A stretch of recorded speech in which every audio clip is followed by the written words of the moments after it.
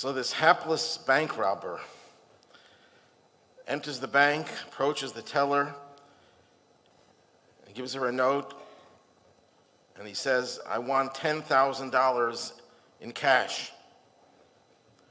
The teller hesitates. And he says, "Did you hear what I said? I want $10,000 in cash, or else you'll be geography." And the teller, taken aback, says, "You mean history? Don't change the subject."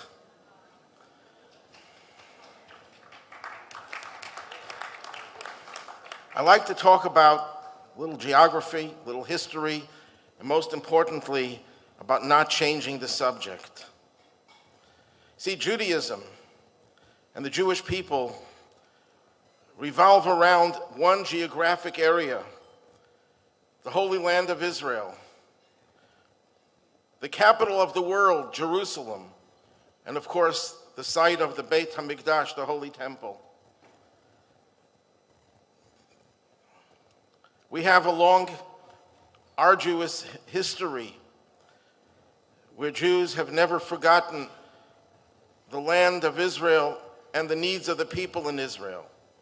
And what is true about Judaism and the Jewish people in general is particularly true about Collel Chabad.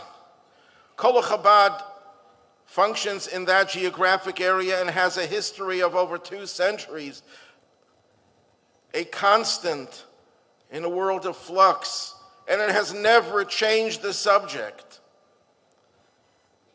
In our daily prayers, 3 times a day, we refer to the 3 patriarchs, the God of Abraham, the God of Isaac, the God of Jacob. And the Talmud makes a point of emphasizing that we conclude that blessing only mentioning Abraham.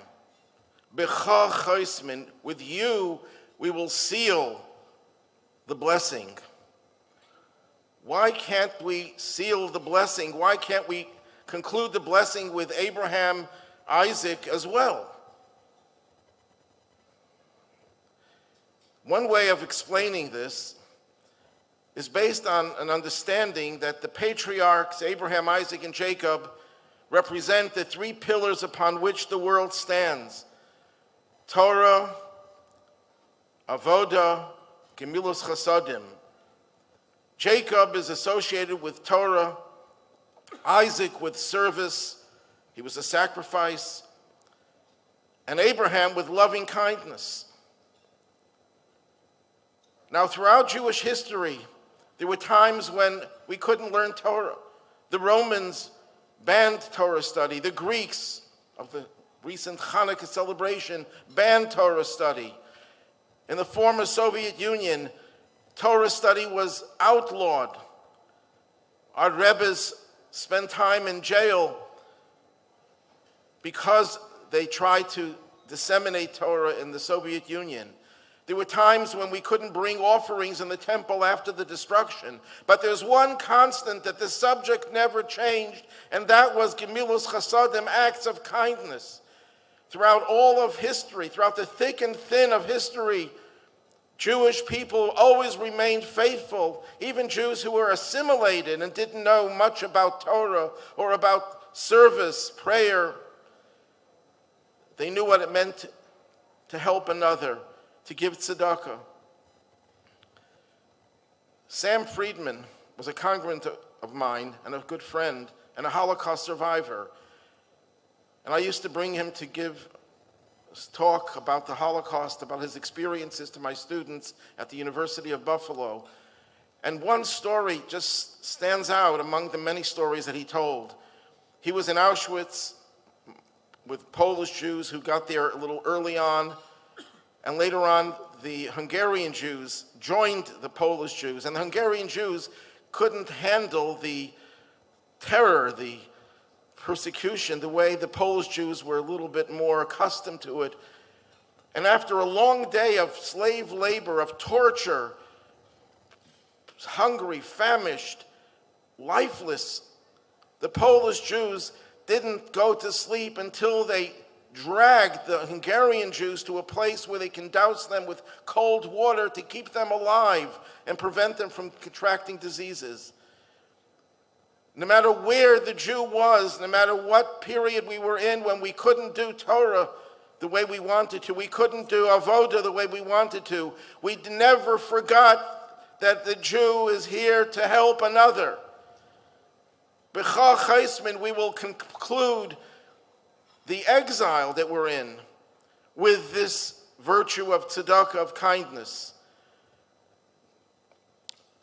The CNN once asked the Rebbe, "What is your message about Mashiach?" And the Rebbe said, "Just a little bit more goodness and a little bit more kindness." Collel Chabad responded to the Rebbe with massive goodness and kindness. Even one little bit of goodness and kindness could dispel the darkness of exile and bring Mashiach.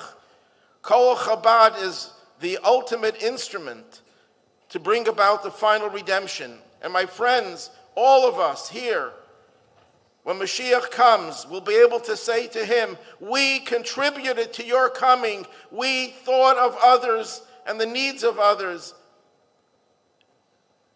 And we have made the difference.